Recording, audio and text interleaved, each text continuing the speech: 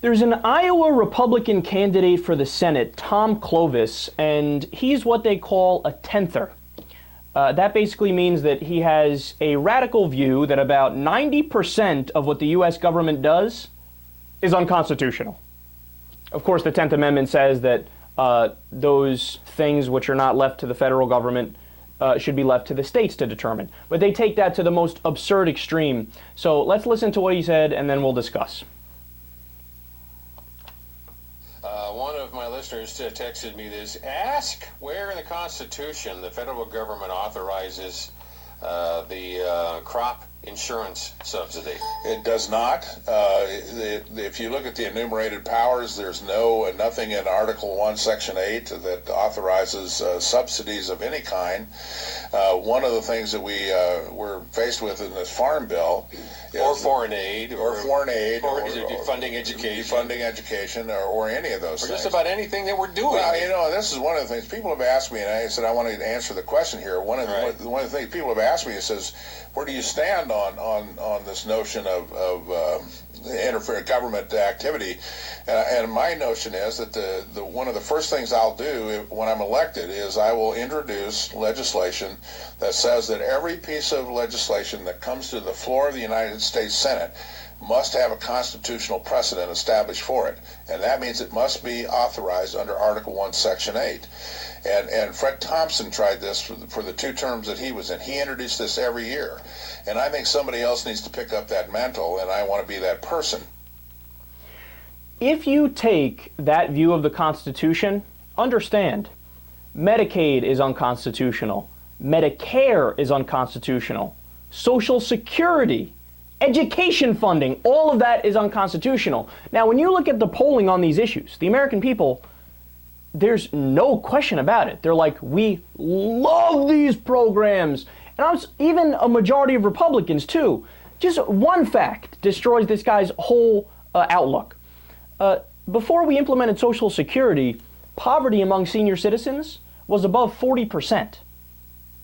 That's insane. Almost half of senior citizens were living in poverty in the United States of America. As soon as we implemented Social Security, it dropped below 10%. And he wants to go back and say, well, you know, my radical interpretation of the Constitution says that these programs are unconstitutional, so sorry, we're going to roll it back. And if it just so happens that your grandma ends up being kicked out on the street and she can't afford food, well, that sucks. Sorry. No, these guys are lunatics. Now, understand, it's not just that practically he's wrong, right, and that these programs are good. They also are constitutional. So Article 1, Section 8, which he refers to, is the enumerated powers, and it says, quote, the very first sentence says, quote, Congress shall have power to lay and collect taxes, duties, imposts, and excises, to pay the debts and provide for the common defense and general welfare of the United States. See, conservatives pretend like the first sentence doesn't exist. And like, no, only look at everything after that because it says general welfare. You can justify a lot of things if you're providing for the general welfare. They go, no, that part doesn't count. Anyway, just look at the rest. So, by the way, not to mention the fact that, of course, the Interstate Commerce Clause, which authorizes regulation of business, also allows you to do things like this, not to mention the power of the purse, which further authorizes these programs, not to mention the over 50 years of Supreme Court precedent that says his view of the Constitution is wrong. We've already had all these battles in court, and our side won. But he wants to go back and rehash all this. So, to try to explain further how insane that view is, he's saying that unless the Constitution literally spells out to the letter in activity, it's illegal. So by that logic, farting is unconstitutional. That doesn't say it in the document. You're not allowed to do it. No, they can't do it.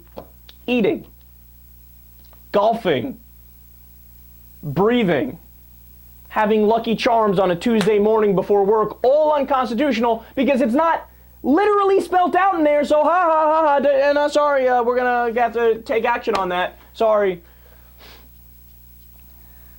Look, man, bottom line, these guys are ideologues. They don't put facts first, they don't put evidence first, and they don't put history first to actually learn about these things.